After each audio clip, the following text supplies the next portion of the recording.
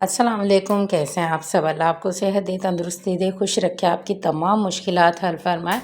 तो आज हम लेज़ चिप्स बनाएंगे जो आप बाज़ार से ख़रीद कर खाते हैं। बच्चे बहुत शौक़ से खाते हैं, बाज़ार से लेकर बहुत महंगे दामों मिलती है। तो उन्हीं पैसों में हम बहुत कम रेट में आपको 30 रुपये में इतनी सारी 1 किलो लेज़ चिप्स बनाकर आपको दिखाएंगे, और बहुत ही मज़ेदार और आसान तरीके से, बिल्कुल ऐसी कि जैसे आप बाज़ार से लाए हों। तो चलें ये रेसिपी आसान सी बिल्कुल स्टार्ट करते हैं। बिस्मिल्लाहिर्रहमानिर्रहीम। इसके लिए लिए हैं मैंने आलू लिए हैं मैंने तकरीबन 1 किलो। और आलू का थोड़ा सा साइज़ हमारा इस तरह का होना चाहिए कि जब हम इसको गोल गोल काटें तो इसकी शेप अच्छी आए। तो आड़े टेढ़े और तिरछे आलू जो हैं हमने सभी उठा लिए हैं फ़िलहाल, जितने भी घर में मौजूद थे, क्योंकि आपको लेज़ चिप्स बनाना मैंने सिखानी है। तो इस तरह से मैंने इसका छिलका उतार लिया है। तो छिलका उतारने के बाद हम इसको बिल्कुल बारीक बारीक काट लेंगे छुरी से।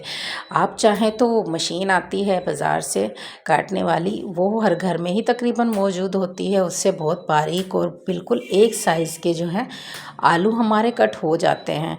तो मैं इतने बारीक काट रही हूँ कि जैसे हमारी छुरी बीच से नज़र आए, इतने ट्रांसपेरेंट जो है ये हमारे कटने चाहिए, इतने बारीक ये हमारे कटने चाहिए। तो देख लें आप जितने बारीक मैं ये काट रही हूँ। इस तरह से हमने सारे आलूओं को कट कर लेना है, बिल्कुल बारीक बारीक। मशीन से काटेंगे तो बहुत अच्छे से कट जाएंगे और साइज़ भी एक ही होगा, लेकिन मैं जो है छुरी से काट रही हूँ।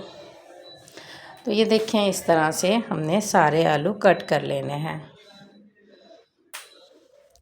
तो चलें ये देखें, इस तरह से काटने हैं कि बीच से हमारी उंगली पीछे से नज़र आए। तो हमने सारे आलू कट करके पानी में भिगोकर रख दिए हैं। अच्छी तरह से सारे आलू हमने कट कर लिए हैं, और ये देखें इतने पतले हमारे जो हैं आलू कटे हैं कि पीछे से उंगली मेरी साफ़ नज़र आ रही है। बस इतने ही पतले हमें चाहिए। तो इनको हमने पानी में भीगे रहने देना है ताकि ये काले ना हो। तो एक पतीला ले लेते हैं बड़ा सा, उसको हम रख देते हैं चूल्हे पे हम पतीला रखने के बाद इसकी जो है फ्लेम हम ऑन करेंगे दरमियाने साइज़ में। मतलब इसका जो है आँच हमने बिल्कुल दरमियानी आँच रखनी है, और इसमें हमने डालना है 1 चम्मच नमक। पानी हमने इतना लेना है, तकरीबन 1 केजी पानी हमने लेना है। और हमने इसमें डाल दिया है फिटकड़ी को थोड़ा सा पीस लें और उसमें डाल दें। और इसमें 1 चम्मच नमक डाला है, और आधा चम्मच जो है फिटकड़ी को पीस कर मैंने रखा हुआ था वो डाला है। तो हमने इसको अच्छे से घोल लिया है। तो ये देखें पानी पकने लगा है। पानी को हमने अच्छे से पका लेना है, इतना कि इसमें जो बुलबुले हैं वो उठने लग जाएं। फिर हमने इसमें आलू डाल देने हैं, और आँच को जो है हमने फ्लेम को जो है हमने बिल्कुल स्लो कर देना है, जैसे कि बंद आँच होती है इस तरह से। तो हमने सिर्फ 1 मिनट हमने इसको स्लो आँच पे पकाना है और फ्लेम को बंद कर देना है।